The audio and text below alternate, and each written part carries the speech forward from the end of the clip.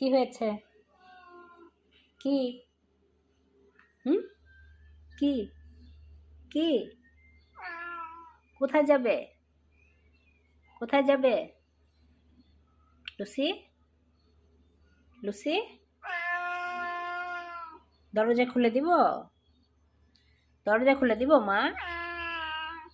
আজকে বাইরে না যাও? আজকে বাইরে যাবে না, হ্যাঁ লুসি? বাইরে ওই যে লাল বিড়ালটা আছে না, লাল বিড়ালটা তোমাকে মারবে।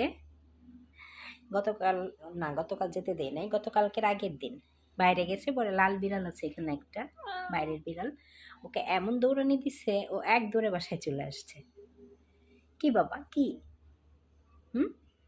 লুসি? ও লুসি? ও লুসি?